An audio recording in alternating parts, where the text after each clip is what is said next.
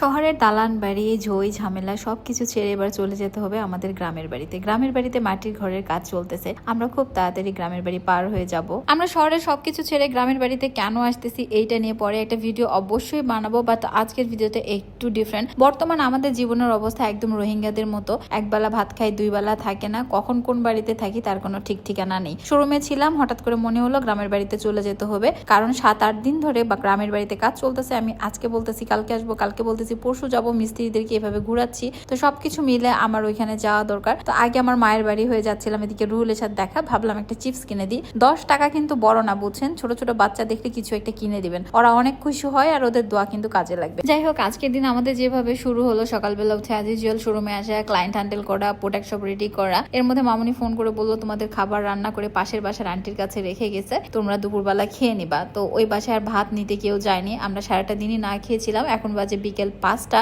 অনেক। আর আমি ভাবলাম যে গ্রামের বাড়ি যাব, তো গ্রামের বাড়ি যখন যাবো চলো ভাতটা নিয়ে যাই, ওখানে যে খোলার মধ্যে ভাত খাবো, মানে খোলা পাথারে ভাত খাওয়ার মজাটাই আলাদা। যে ভিডিওটা আমি আপনাদের সাথে শেয়ার করছি, পিকচার শেয়ার করছি, আপনাদের খুবই ভালো লাগছে। তো শুরুতেই এসে সবার সাথে একটা হাই হ্যালো কথাবার্তা বলে দেখতে আসলাম বাবা মাটির বাড়ির কাজ করতেছে। আমার বাপ এমন মিস্ত্রি আর এমনই কৃপণগিরি মাঝে মাঝে করে, 1টি টাকা খরচ করতে সে চাবে না, এই কারণে সে মিস্ত্রি বাদ দিয়ে নিজে এই মাটির বাড়ি ঠিক করতেছে। আমি বারবার ওনাকে বুঝাই এই বয়সে এত কাজ করতে হবে না, যে কয় টাকা লাগে দেওয়া হবে, কিন্তু সে কোনো কথাই শুনবে না। কয় আমার কি টাকা নাই, আমার কি টাকা নাই, তোমরা টাকার গরম আমাকে দেখাও, মানে তার ইগোতে লাগে। তো ঠিক আছে বাবা, তুমি বাসা ঠিক করো, কিন্তু এত কষ্ট করার দরকার নাই, সেটা শুনবে না। আচ্ছা কেমন লাগতেছে বলেন তো আমাদের মাটির ঘরের কাজ হচ্ছে। আমি কিন্তু এই ব্যাপারটা নিয়ে খুবই এক্সাইটেড, কারণ দালান বাড়িতে থাকতে থাকতে হাঁপাই গেছি। আর এদিকে বাবা কিছুদিন ধরে গাছ টাছ একদম কাটে, এগুলো খড়ি টড়ি রেডি করছে। তা আমি বললাম অনেক তোর বিয়ের জন্য খড়ি বাবা রেডি করছে। যেহেতু আমরা 25 বছর ধরে আমাদের বাসায় থাকি না, তা আমার বাসার বর্তমান অবস্থা এরকম, এবং আস্তে আস্তে কাজ যখন ঠিক হবে আমি আপনাদের সাথে শেয়ার করবো। শেয়ার কেন করবো, এই বাড়িতেই তখন থাকতে হবে সব সময়। দেখবেন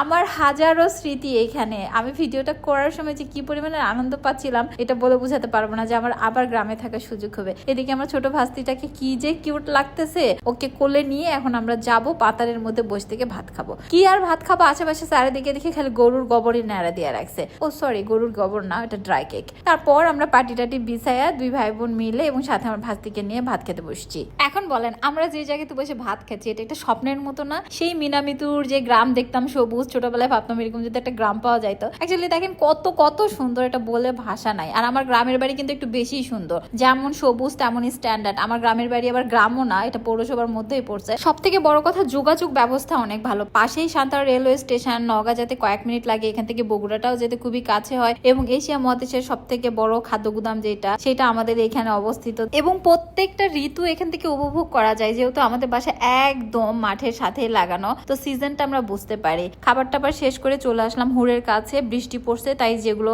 আমরা পরিষ্কার করছিলাম বাগান, সেগুলোতে আবার গাছ হয়েছে, আমরা চেষ্টা করতেছি আবার এগুলো পরিষ্কার করার। বাট আমাদের নওগাঁতে এত বেশি কাজ বিজনেস নিয়ে হয়ে গেছে, যেটা পারছি না। আর কৃষ্ণচূড়ার গাছ এত সুন্দর হয়েছে, কাঠগোলাপের গাছে ফুল চলে আসছে, সামনের সপ্তাহে এসে দেখবো যে ফুল ফুটবে। প্রত্যেকটা গাছে স্টিল ফুল। আর এদিক দিয়ে শিয়াল মামা যাচ্ছিল, মামার সাথে একটু হাই হ্যালো করে নিলাম। তো যেটা হয় আর কি, আমরা গ্রামের বাড়িতে আগে আসলে হুড়ের সাথে দেখা করি, তারপর আমাদের সব কাজ শেষ করি, তারপর আবার হুড়ের সাথে দেখা করে চলে আসি। আর এর মধ্যে আবার ট্রেন যাচ্ছিল। আর আমি এখানে আসছি এমনি এমনি না, একেতে আমাদের বাসা দেখার জন্য, বাবা মার সাথেও দেখা করার জন্য, আবার কি কাজ চলতেছে সেগুলো বুঝে নেওয়ার জন্য, তার সাথে সাথে আমার নতুন যে ড্রেসগুলো আসছে সেগুলো নিয়ে একটু ফটোশুট করার জন্য। আগেই বলে রাখি আমার সাথে যে ছাগলের জামাটার ম্যাচিং, এটা খুবই তাড়াতাড়ি শেষ হয়ে গেছে। আমার সব থেকে কাছের সোমাইয়া পুরো আসে, ওরা দুই বোন মিলে এই ড্রেস নিয়ে চলে গেছে আদমদিঘি থেকে এসে। আর এখন অন্যান্য কালার গুলো অ্যাভেলেবেল আছে। মোটামুটি আমাদের সব কাজ শেষ, সন্ধ্যা প্রায় হয়ে আসতেছে। বাড়ি থেকে সরাসরি রওনা হলাম শোরুমের উদ্দেশ্যে। আপনাদের পছন্দের কালার্স বাই আন্নিতে চলে আসলাম আমি। আপনাদের শোরুম, আমি এখানে জাস্ট চাকরি করি। এসে দেখি হাউসফুল, এত এত এত বেশি কাস্টমার ছিল। যাই হোক খুবই শান্তি লাগছিল, আলহামদুলিল্লাহ।